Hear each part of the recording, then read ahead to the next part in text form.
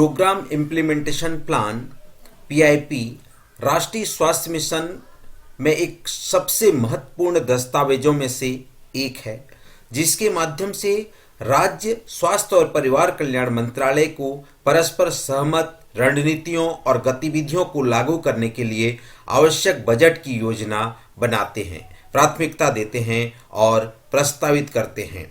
वर्षों से एनएचएम की एक्सपोनेंशियल ग्रोथ के साथ और साथ ही साथ बजट लाइनों की संख्या में वृद्धि के कारण लचीलेपन का नुकसान हुआ है, जो एनएचएम की मुख्य विशेषताओं में से एक है। एमओएचएफडब्ल्यू पिछले कुछ वर्षों से इस मुद्दे से निपटने की कोशिश कर रहा है और पिछले साल यानी वित्त वर्ष 2020-21 से बजट लाइनों को युक्ति संगत बनाया गया है और इसे घटाकर 1017 कर दिया गया है। हालांकि राज्यों को अभी भी बजट के अनुलग्नकों को भरना है, जो कि बहुत है, विस्तृत और इनपुट उन्मुख। संपूर्ण पीआईपी योजना और उनके मूल्यांकन में 5 महीने से अधिक समय लगता है, जिससे कार्यान्वयन और निगरानी के लिए कम समय बचा है। विस्तृत प्रस्तावों से विस्तृत अनुमोदन प्राप्त होते हैं और एफएमआर वित्त में नए परिवर्तन जैसे एकल नोडल एजेंसी एनएफएएमएस के कार्यान्वयन को बहुत कठिन बनाते हैं। इस पृष्ठभूमि को देखते हुए राज्यों के परामर्श से इस वर्ष पीआईपी बनाने और राज्यों द्वारा प्रस्तावित और एमओएचएफडब्ल्यू द्वारा अनुमोदित करने के तरीके में कुछ सुधार किए गए हैं। आइए इस मार्गदर्शन के उद्देश्य के नोट्स को जानने की कोशिश करते हैं। Purpose of the guidance note. इस पीआईपी मार्गदर्शन नोट के मुख्य उद्देश्य इस प्रकार हैं। पीआईपी 2022-24 के लिए प्रमुख सिद्धांतों को निर्धारित करना, पीआईपी की प्रक्रिया और रूपरेखा तैयार करना, पीआईपी के संबंध में एमओएचएफडब्ल्यू की अपेक्षाओं की गणना करना, जिसमें उन आउटपुट को शामिल किया गया है जिन्हें राज्यों को हासिल करने की उम्मीद है। इस मार्गदर्शन नोट के लिए लक्षित समूह राज्यों में एनएचएम के मिशन निदेशक, एसपीएम योजना के टीम के अन्य सदस्य, साथ ही साथ कार्यक्रम अधिकारी होंगे। पीआईपी 2022-24 की प्रमुख विशेषताएं, जिसमें स्वास्थ्य एवं परिवार कल्याण मंत्रालय के प्रभागों के साथ एएसएमडी की अध्यक्षता में कई दौर के परामर्श के बाद और राज्य मिशन निदेशकों के साथ अंतिम परामर्श के बाद तय की गई है, जिसमें 2 वर्षीय पीआईपी यानी पीआईपी 2022 से 24 होगी। कार्य योजना एवं 2 वर्ष के बजट का मूल्यांकन एवं अनुमोदन किया जाएगा। यदि आवश्यक हो तो पहले वर्ष के अंत में एक मध्यावधि समीक्षा की जाएगी, या तो मंत्रालय या संबंधित राज्य संघ राज्य क्षेत्र के अनुरोध पर प्राथमिकताओं के स्थानांतरण के मामले में पाठ्यक्रम सुधार प्रदान करने के लिए। आमतौर पर यह देखा गया है कि अधिकांश महत्वपूर्ण रणनीतियों को और उनकी गतिविधियों को पूरी तरह से लागू होने में 1 वर्ष से अधिक समय लगता है और आमतौर पर अगले वर्ष तक फैल जाता है। 2 साल का पीआईपी हमें बेहतर और यथार्थवादी पीआईपी बनाने और समय बचाने में मदद करेगा। सरलीकृत पीआईपी का प्रारूप। योजना और बजट प्रारूप में, जिसमें पीआईपी प्रस्तावित किया जाना है, एक सरल पीआईपी मैट्रिक्स जिसमें 11 कॉलम × 52 मुख्य रो होंगे। कोई बजट अनुबंध नहीं होगा। यह पहले के पीआईपी का संकुचित संस्करण है। प्रमुख रणनीतियों योजनाओं में अंतर करने और उन्हें ट्रैक करने के लिए और यह सुनिश्चित करने के लिए एक महत्वपूर्ण कदम होगा। योजना और मूल्यांकन के समय कार्यक्रमों और हस्तक्षेपों पर उचित विचार किया जाता है। प्रत्येक कार्यक्रम शीर्ष के तहत कुछ उप शीर्षों को रखा गया है, जिससे कुल पंक्तियों की संख्या लगभग 190 हो गई है। योजना और बजट प्रारूप 2022-24 अनुलग्नक 1 के रूप में दिया गया है। प्रत्येक घटकों को भौतिक सुपुर्दगी के लिए घटकवार संकेतकों की सूची के साथ संबंध किया जाएगा, जबकि राज्यों को इनपुट के संदर्भ में योजना बनाने की आवश्यकता हो सकती है। एमओएचएफडब्ल्यू में पीआईपी का मूल्यांकन प्रस्तावित बजट के आउटपुट के आधार पर किया जाएगा। इसका उद्देश्य आउटपुट पर ध्यान केंद्रित करना और व्यय की गुणवत्ता को बेहतर बनाना है। आउटपुट और प्रमुख डिलीवरेबल पर ध्यान देना। प्रत्येक प्रमुख घटकों के लिए संकेतक और डिलीवरेबल्स को निर्दिष्ट करने वाला एक टेम्पलेट तैयार किया जाएगा। वित्तीय प्रस्ताव किसी भी कार्यक्रम, हस्तक्षेप या गतिविधि के लिए प्रस्तावित डिलीवरेबल्स के अनुरूप होना चाहिए। तदनुसार संसाधनों के अनुरूप आउटपुट और प्रक्रिया संकेतकों के लिए उपलब्धि का अपेक्षित स्तर राज्यों और संघ राज्य क्षेत्रों द्वारा प्रस्तावित किया जाना चाहिए। राज्य को एनएचपी और एसडीजी लक्ष्यों को पूरा करने के लिए वांछित स्तरों के साथ साथ स्थितिजन्य विश्लेषण और अंतराल के आधार पर यथोचित महत्वाकांक्षी वितरण का प्रस्ताव देना चाहिए। प्रमुख डिलीवरेबल सभी को समय समय पर मापने योग्य होना चाहिए, कम से कम त्रैमासिक आधार पर। ऐसे परिणाम संकेतकों के लिए प्रक्रिया और आउटपुट संकेतकों को शामिल किया जाना चाहिए, जिन्हें एसआरएस और एनएफएचएस इत्यादि जैसे सर्वेक्षणों के माध्यम से मापा जाता है।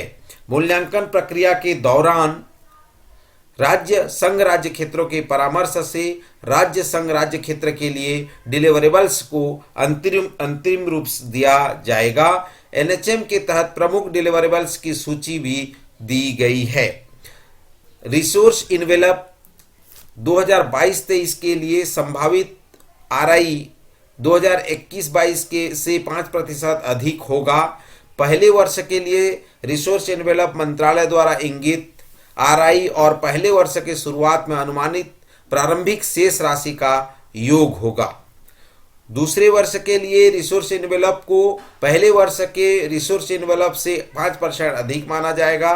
2 वर्षों के लिए कुल आरआई पहले और दूसरे वर्ष के लिए आरआई और पहले वर्ष की शुरुआत में शुरुआती शेष राशि का योग होगा। ऐसे संशोधनों के आधार पर कुल मंजूरी पर काम किया जाएगा। कमिटेड अनस्पेंट बैलेंस की अवधारणा को समाप्त किया जा रहा है। 2022-23 से 1 अप्रैल को सभी अनस्पेंट बैलेंस को अनकमिटेड ओपनिंग बैलेंस माना जाएगा। इसलिए कुल अनुमानित प्रारंभिक शेष राशि रिसोर्स इन्वेलप का हिस्सा बन जाएगी। राज्यों संघ राज्य क्षेत्रों को योजना चरण में अनुमानित प्रारंभिक शेष राशि का सावधानी पूर्वक मूल्यांकन करना चाहिए। मंत्रालय द्वारा जारी किया गया कोई भी केंद्रीय हिस्सा और उसके संबंधित राज्य का हिस्सा जो अभी तक 31 मार्च को एसएचएस को हस्तांतरित किया गया है और इसीलिए प्राप्य है को शुरुआती शेष में शामिल किया जाना चाहिए। पिछली देनदारियों या चल रही गतिविधियों को पूरा करने का प्रस्ताव। हालांकि प्रतिबद्ध ओपनिंग बैलेंस की अवधारणा को समाप्त किया जा रहा है। कमिटेड अनस्पेंट बैलेंस की अवधारणा को समाप्त किया जा रहा है, इसका मतलब यह नहीं होगा कि पिछले वर्षों में दिए गए ऐसे अनुमोदन समाप्त हो गए हैं। यह स्पष्ट किया जाता है कि अनुमोदन पिछले वर्षों की तरह ही रहेगा। राज्य संघ राज्य क्षेत्र ऐसी गतिविधियों को पूरा करने के लिए उपलब्ध संसाधनों का उपयोग अनुमोदित राशि के भीतर रिवैलिडेशन आदि की आवश्यकता के बिना करने में सक्षम होंगे। यदि कोई राज्य संघ राज्य क्षेत्र किसी गतिविधि को छोड़ना चाहता है तो उसे निम्नलिखित में इंगित किया जाना चाहिए। वर्तमान चक्र का पीआईपी मामले में राज्य संघ राज्य क्षेत्र सक्षम है। स्वीकृत राशि से कम राशि में एक स्वीकृत गतिविधि को पूरा करें। इस प्रकार प्राप्त बचत यदि कोई हो का उपयोग वर्तमान पीआईपी की चक्र की अनुमोदित गतिविधियों को करने के लिए किया जा सकता है। यदि पहले से स्वीकृत गतिविधि को पूरा करने के लिए आवश्यक राशि पिछले वर्ष की गतिविधि के लिए स्वीकृत राशि से अधिक हो जाती है तो संशोधित अनुमोदन के प्रस्ताव को वर्तमान पीआईपी चक्र के प्रस्ताव में शामिल किया जाना चाहिए। सप्लीमेंट्री पीआईपी योजना में तदर्थता दर्शाते हैं और सभी स्तरों पर प्रशासनिक कार्यभार को काफी वृद्धि करते हैं। एकाधिक अनुमोदन और संशोधित अनुमोदन की कभी कभी स्पष्टता की कमी का कारण बनते हैं। पूरक पीआईपी की आवश्यकता को कम करने के लिए पहले से ही तंत्र मौजूद हैं। स्वीकृतियां रिसोर्स इन्वेलप के 125% से अधिक है। इसलिए स्वीकृत योजना में पहले से ही उपलब्ध होने वाली किसी भी अतिरिक्त निधि को अवशोषित करने की क्षमता है। स्टेट हेल्थ सोसाइटी पहले से ही एक फ्लेक्सी पूल के भीतर एक गतिविधि कार्यक्रम से अन्य अनुमोदित गतिविधियों कार्यक्रमों के लिए अनुमोदित राशि की 10% की सीमा तक संसाधनों को पुनः उपयुक्त करने के लिए अधिकृत है। उपरोक्त को ध्यान में रखते हुए राज्य संघ राज्य क्षेत्र आवश्यकता पड़ने पर केवल एक पूरक पीआईपी का प्रस्ताव कर सकते हैं। एमओएचएफडब्ल्यू अतिरिक्त बजट की उपलब्धता के आधार पर या कार्यक्रम की आवश्यकताओं के कारण विशेष रूप से एक अनुपूरक पीआईपी की मांग कर सकता है। इस बात का ध्यान रखा जाना चाहिए कि पूरक पीआईपी तैयार करने की प्रक्रिया में डिलीवरेबल्स में उपयुक्त वृद्धि भी प्रस्तावित की जानी चाहिए और एनपीसीसी के दौरान सहमत डिलीवरेबल्स को किसी भी हस्तक्षेप के लिए कम नहीं किया जाना चाहिए। एनपीसीसी के बाद संशोधित पीआईपी प्रस्तुत करने की कोई आवश्यकता नहीं। राज्यों संघ राज्य क्षेत्रों को समग्र प्रस्ताव को संसाधन लिफाफा जिसको हम आरई से 50% अधिक की सीमा तक सीमित करना चाहिए ताकि बैठक के दौरान ही एनपीसीसी की सिफारिशों को अंतिम रूप दिया जा सके। एनपीसीसी में चर्चा के दौरान प्रत्येक कार्यक्रम हस्तक्षेप गतिविधि के लिए पारस्परिक रूप से सहमत अनुशंसित राशि और डिलीवरेबल्स को पॉपुलेट किया जाएगा। उपयुक्त टिप्पणियों को और कारणों को भी दर्ज किया जाएगा। विशेष रूप से चर्चा के लिए पहचाने गए प्रस्तावों के लिए इस प्रकार अंतिम रूप दिए गए प्रस्ताव को राज्य संघ राज्य क्षेत्र द्वारा संशोधित माना जाएगा। संशोधित पीआईपी पोस्ट एनपीसीसी जमा करने की कोई आवश्यकता नहीं होगी। योजना प्रक्रिया क्या है? Bottom up planning NHM PIP planning प्रक्रिया की केंद्र में है। हालांकि इस तरह की योजना को और अधिक जमीनी बनाने की जरूरत है और यह उपलब्ध संसाधनों पर आधारित होनी चाहिए। यह उम्मीद की जाती है कि राज्य अपनी योजना में धन के सभी स्रोतों राज्य निधि, सीएसआर, एमपीलेट्स, डीएमएफ आदि को ध्यान में रखेगा और यह सुनिश्चित करेगा कि कोई दोहराव न हो। इसके लिए वह उपाय करने की आवश्यकता होगी। राज्य केंद्र शासित प्रदेश जिले को रिसोर्स इन्वॉल्व के बारे में जिले को भी सूचित कर सकते हैं, जिस तरह एमओएचएफडब्ल्यू राज्यों केंद्र शासित प्रदेशों को रिसोर्स लिफाफे के बारे में सूचित करता है। जिला स्तर पर नियोजित किए जाने वाले संसाधनों की सीमा राज्य संघ राज्य क्षेत्र द्वारा अपने स्थानीय संदर्भ के अनुसार तय की जा सकती है। एनएचएम नीति के अनुरूप जिलों के बीच संसाधनों के परस्पर वितरण का निर्णय करते समय आकांक्षात्मक जनजाति और उच्च प्राथमिकता वाले जिलों को तुलनात्मक रूप से उच्च संसाधन आवंटित किए जा सकते हैं। पूर्व में एचपीडी को प्रति व्यक्ति 30% अधिक दिया जाना था, जिसे आकांक्षी और जनजाति जिलों तक बढ़ाया जा सकता है। राज्य और संघ राज्य क्षेत्र जिला स्तर पर क्रियान्वित की जाने वाली गतिविधियों के साथ साथ प्रमुख डिलीवरेबल्स और प्रमुख डिलीवरेबल्स के लिए उपलब्धि के अपेक्षित निर्णय स्तर पर निर्णय ले सकते हैं और जिले के लिए रिसोर्स इन्वेलप के साथ जिलों को भी इसका संकेत दे सकते हैं। एनयूएचएम घटकों के तहत योजना बनाने के लिए शहरी स्थानीय निकायों को संसाधनों का समान मार्गदर्शन और संकेत प्रदान किया जा सकता है। जिला और यूएलबी पीआईपी के लिए समान पीआईपी मैट्रिक्स प्रारूप का उपयोग किया जा सकता है ताकि इन्हें आसानी से एकत्र किया जा सके। जिला योजना को पुनरावृत्त प्रक्रिया के माध्यम से अंतिम रूप दिया जाना चाहिए। राज्य पीआईपी तैयार करने के लिए स्वीकृत जिला पीआईपी को एकत्रित किया जाना चाहिए। राज्य आरओपी के आधार पर जिलेवार आरओपी जारी की जानी चाहिए। पीआईपी 2022-24 की प्रमुख प्राथमिकताएं योजना और बजट टेम्पलेट में वे सभी की इंटरवेंशन एंड एक्टिविटी शामिल हैं जिनमें हम राज्यों संघ राज्य क्षेत्रों से प्राथमिकता के आधार पर अपेक्षा करते हैं। यह आशा की जाती है कि राज्य केंद्र शासित प्रदेश अपने राज्य के संदर्भ में इन सभी प्रमुख कार्यक्रमों को प्राथमिकता देंगे। एनपीसीसी में चर्चा किए जाने वाले मामले।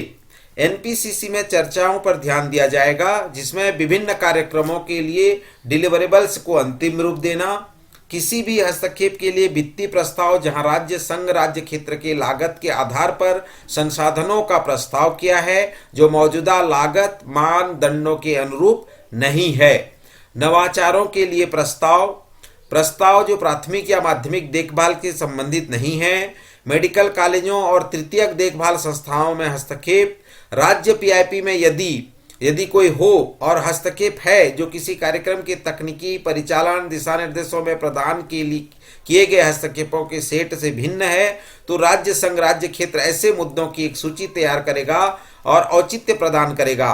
पीआईपी प्रस्ताव में ही मंत्रालय में कार्यक्रम प्रभाग ऐसे मुद्दों का मूल्यांकन करेंगे ताकि एनपीसीसी में इन पर चर्चा और निर्णय लिया जा सके। पीआईपी कार्यान्वयन और निगरानी और समीक्षा। तिमाही आधार पर राज्यों से उम्मीद की जाएगी कि वे पीआईपी में प्रतिबद्धताओं के खिलाफ स्वास्थ्य एवं परिवार कल्याण मंत्रालय के एनएचएम पीएमएस पोर्टल पर रिपोर्ट करें। गैर परक्राम्य और प्रमुख आउटपुट के खिलाफ उपलब्धि। राज्य पीआईपी में निर्दिष्ट गतिविधियों की तुलना में भौतिक उपलब्धि और संबंधित व्यय। प्रसरण विश्लेषण। यदि लक्षित परिणाम उत्पाद पूरे नहीं हुए हैं तो कमी के कारण सुधारात्मक कार्यवाही की योजना बनाई गई। अनुमोदित पीआईपी के उचित क्रियान्वयन को सुनिश्चित करने के लिए राज्य सहायक पर्यवेक्षण कर सकते हैं। यह सुनिश्चित करने के लिए कि उचित और गुणवत्तापूर्ण सेवाएं समय पर प्रदान की जाती है। नमूनों की सहमत संख्या का भौतिक सत्यापन आवश्यक होगा। स्वास्थ्य एवं परिवार कल्याण मंत्रालय और इनके तकनीकी निकायों द्वारा भी इस तरह के क्षेत्र का दौरा किया जाएगा। उपरोक्त प्रक्रिया के लिए समय सीमा निर्धारित की गई है, जिसमें जिलों और अन्य एजेंसियों को रिसोर्स इन्वेलप की सूचना 15 दिसंबर 2021 तक दिया जाना। राज्य स्तर से जिला और नगर एवं अन्य योजनाओं की तैयारी 31 दिसंबर 2021 तक। राज्य पीआईपी की तैयारी राज्य स्वास्थ्य मिशन द्वारा अनुमोदन, समाज और एमओएचएफडब्ल्यू को प्रस्तुत करना 15 जनवरी 2022 तक। एमओएचएफडब्ल्यू द्वारा मूल्यांकन, एनपीसीसी और पीआईपी का अनुमोदन जनवरी-मार्च 2022। इस तरह से भारत सरकार द्वारा दिए गए पीआईपी निर्माण हेतु दिशा निर्देश। हम अब उनके जो प्रपत्र हैं और जो फॉर्मेट हैं जिसमें हमको जानकारी देना है, इस संबंध में अगले वीडियो पर आपको जानकारी देंगे।